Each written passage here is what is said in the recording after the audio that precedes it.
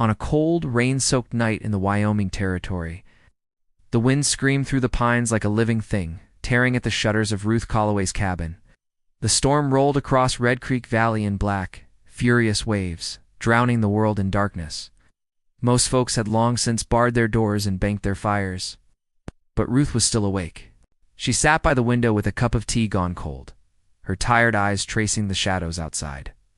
The cabin creaked around her, the fire a stubborn flicker against the chill.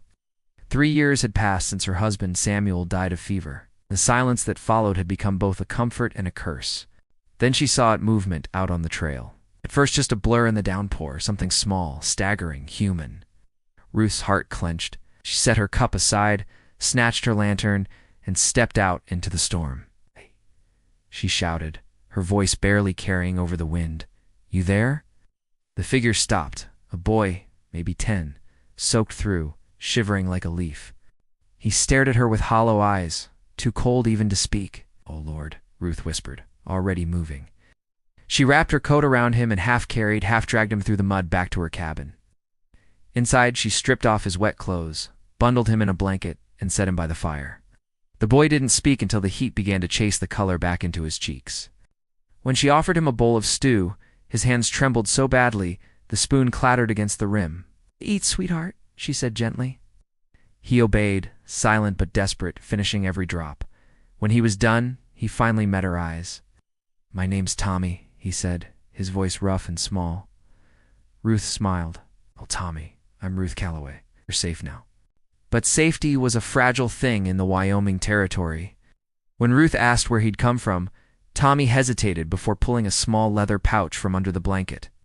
Inside was a soaked paper, a land deed and a name written clear as day. William Bradford. Ruth's breath caught. Everyone knew that name. Bradford was the cattle king of the valley, a man whose land touched nearly every horizon, whose riders carried iron and law in equal measure. And this half-frozen boy was his son. By morning, Ruth decided she'd take Tommy into town, find someone who could send word to the Iron Ridge Ranch. But the moment she stepped into the trading post with the boy at her side, whispers started. Beatrice Harlow, the owner, looked her over with disdain. "You found him, did you?" she said. "Looks more like you found yourself a story to tell." "He's William Bradford's boy," Ruth said, showing the deed. Beatrice snorted. "Or a forgery." The crowd that had gathered laughed. Muttering their usual poison, the widow's gone soft, chasing charity for attention. Ruth stood tall despite the heat in her face. "He's a child," she said, "and I'll not leave him to fend for himself." Before Beatrice could reply, the deputy burst through the door. Her son Vernon Price. Heavy boots, heavier arrogance. "You causing trouble again, Ruth?" She met his glare. "Only if helping a lost boy's a crime." Vernon sneered. "We'll see what the law says about that." But then came the sound, the unmistakable thunder of hooves.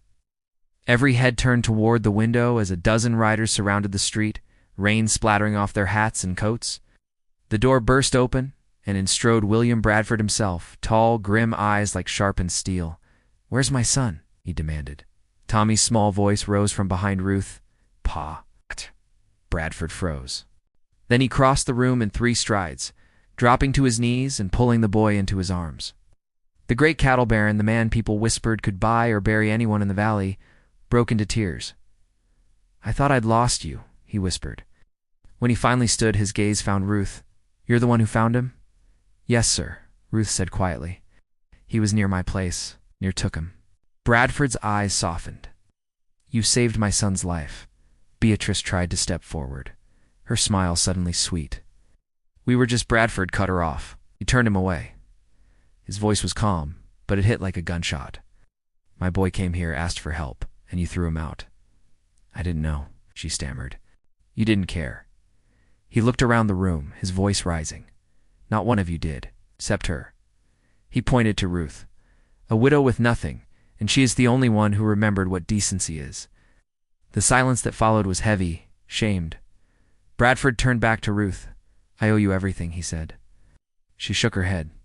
"No, sir, you don't owe me a thing." But he kept his promise. Weeks later, Ruth's cabin stood taller, her land repaired, her debts gone. The people of Red Creek Valley treated her differently now. some out of respect, others out of guilt. Day. And when Bradford rode up one spring afternoon, Tommy beside him, it wasn't to deliver payment, it was to offer purpose. He handed her a drawing, rough lines on paper. A large house with wide windows and a sign that read Red Creek Haven. It'll be a refuge, he said.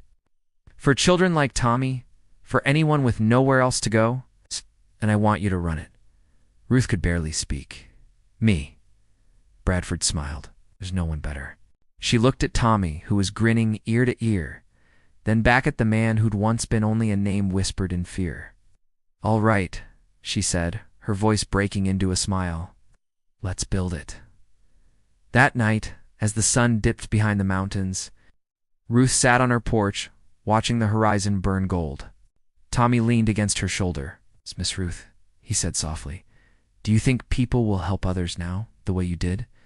She smiled, brushing his hair from his eyes. I think they'll learn, and in that quiet moment.